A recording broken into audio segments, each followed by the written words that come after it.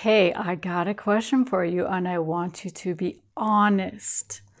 How many projects do you have sitting around in your house unfinished?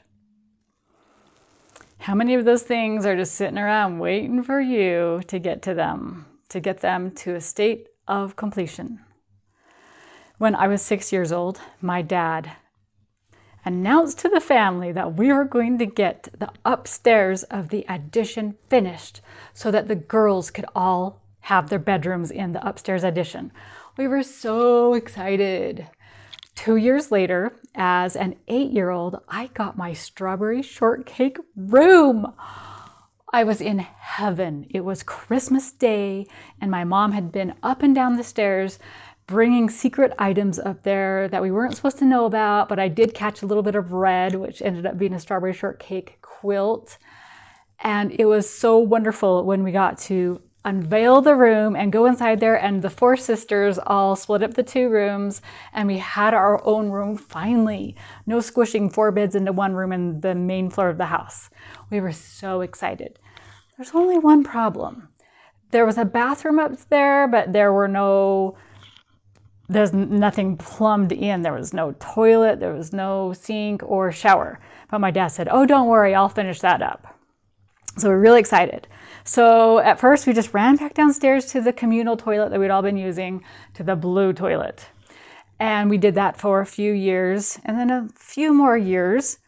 And finally, 8 years after he had started that addition project, we got a toilet and a sink and a shower put into that bathroom, the brown toilet. It really literally was brown, as was the tub and the sink. I'm sure he got them as seconds that someone else had requested, and then he got them for really cheap because they didn't actually use the brown toilet, because who wants a brown toilet? And that was when I was 14 years old. So finally, when I was 14, I could stay upstairs in that bathroom and get ready and be a teenage girl with the rest of my sisters. So that was a project that took a while. Do you have any 8-year projects sitting around? I know that I have. I've had crochet projects that I started on and got about a fourth of the way through, and then I wrapped it up into a bag, and I didn't do anything with it for a long time. Well, finally, I came to a conclusion. I thought, am I really ever going to finish this blanket? I'd finished lots. I made some for my kids and for my nieces and nephews, but there were some that were going to be more special that I just had never finished. And I thought, am I really going to finish these? And so, with gratitude, I wrapped them up and threw them in the garbage. I mean, I kept some of the yarn if I thought it could be useful, but otherwise I just thanked it, wrapped it up, and threw it away. And guess what? I felt a feeling of freedom, that I didn't have that anymore to have to worry about and to keep track of, and every now and then unwrap it and say, oh yeah, that thing, wrap it back up and put it away. No more of that. I had a chest, this little, it was really like a foot locker thingy that they used to sell back in the 80s. And I had a green one, and I thought it was kind of ugly. And so I wanted to pretty it up. So I bought some really pretty upholstery fabric that was floral, pink, white, and green. And I worked on that floral chest for about 10 years. And pretty soon I was like, I don't think I'm getting this done. So I just glued everything on that I could and just called it good. Tell me if you can relate to this. Scrapbooking. All the pictures that you want to put into something. Memoirs. Recipes. How about recipes? I mean, I don't do so much with recipes because I do so much online, but what about those favorites or those family staples? And for me, writing books and music, I'll start a song, I'll start a book, and then it just sort of doesn't ever get finished. And I want you to think, what kind of things do you hold like that just don't get finished? These unfinished projects. Well, what's the problem with keeping these things around? What can you think of that's a problem? Well, I already mentioned one of them, and that is the mental real estate that goes into knowing that you have this unfinished thing just sitting there, or stowed away, or just taking up space.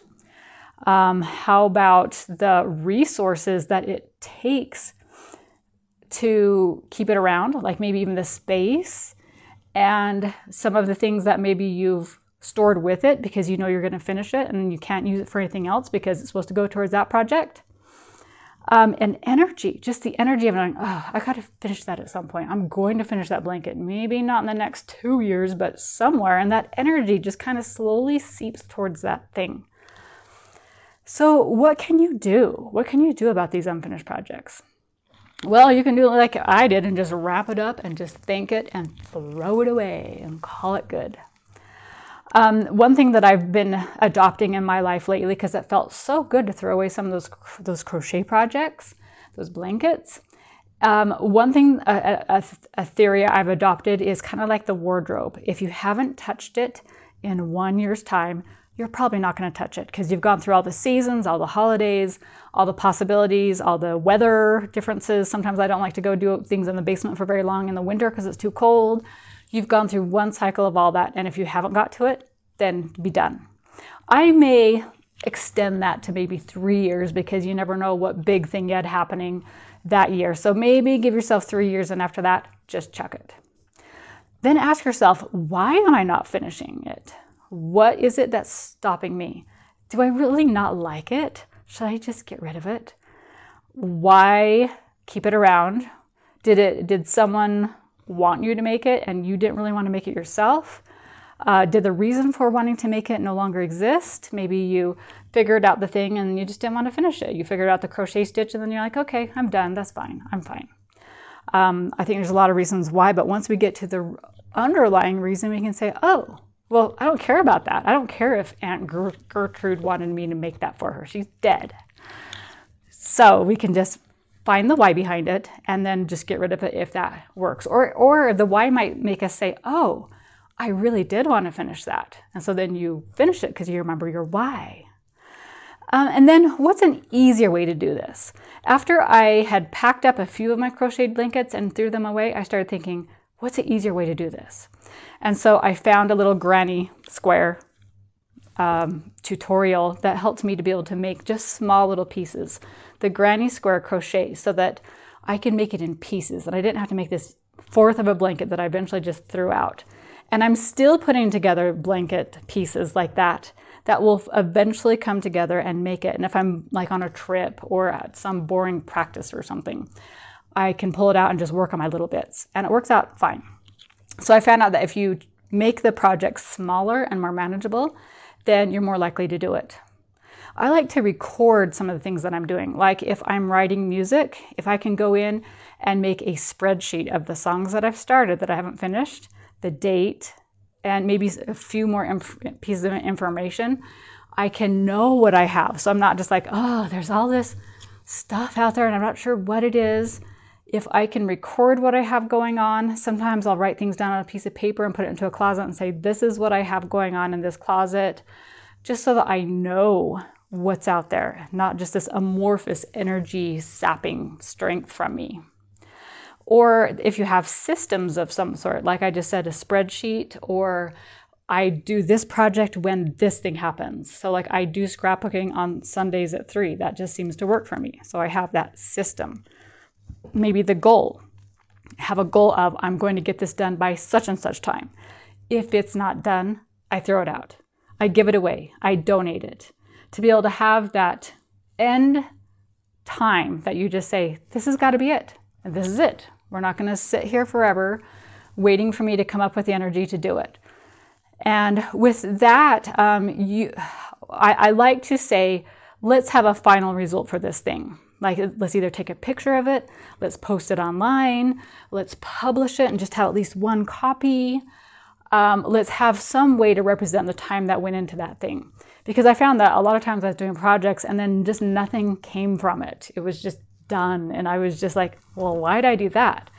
But if I've like finished a book and I print it on Amazon and just call that good, or if I made a song for someone, then I present it to them and it's just done. Or I made some clothing and I actually wore it, like to actually do something with that thing. It makes you feel rewarded and complete to have those things. You could also think about giving something away, to say, I've done this a few times. I'm almost done with this blanket, but I don't even know what to do. And why am I doing this? And then I say, oh, I'm going to give this away. And then you have new life into that thing. So then I'm excited about finishing it so I can give it away. Now, about the supplies that you use to do these projects. Well, it's good to be able to know what you need to be able to finish a project. If you haven't finished something because you ran out of this color of yarn, for example, if you have the supplies, then you can make sure that you can finish it instead of just having it sit there for decades and pretty soon you realize you can't get that color anymore. And then also to put things away. Don't just have it sitting there. Heaven forbid, don't let stacks happen, because stacks are really hard to get rid of. To be able to put away the supplies so that you can use them for other projects, and then maybe label the outside of the bag or something, unfinished quarter crochet blanket. And then you can still use your supplies elsewhere, the crochet hooks or the scissors or whatever. So don't get into the stacks. And then ultimately reward yourself. When you have accomplished something, and maybe you had this as a goal, maybe to finish in a half a year, at that time, give yourself the thing that you promised you would.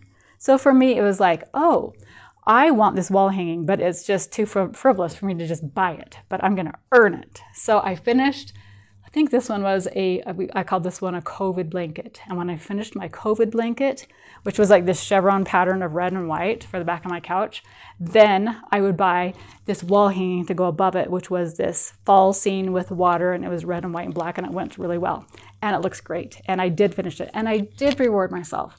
How can you reward yourself for the things that you've done, for what you've completed? That gives you an excitement to be able to get to the end of that thing.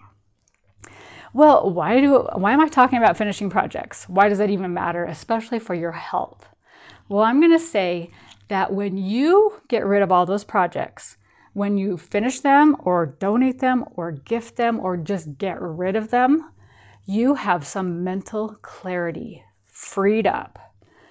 You don't have the clutter of that thing anymore, and you have a finished project. And how good does that feel on your mind? It feels great. I walk through my house now, I'm like, oh, everything's great. If I want to start in on this project, I can, but I don't have anything sitting there beckoning me. Come to me, come finish me. It's just a clear, uncluttered feeling that makes me feel happy that I can start a project if I want, or not at all. So for mental clarity, do it for yourself. If you want more of this kind of topic, especially about self-care, you can go to my 91-day app-based program that gets you feeling better, feeling healthier, feeling mentally better, moving your body more, eating good foods, and giving yourself the self-care that you need so that you can be at your very best. You can find this at www.honeydewhealthin91.com.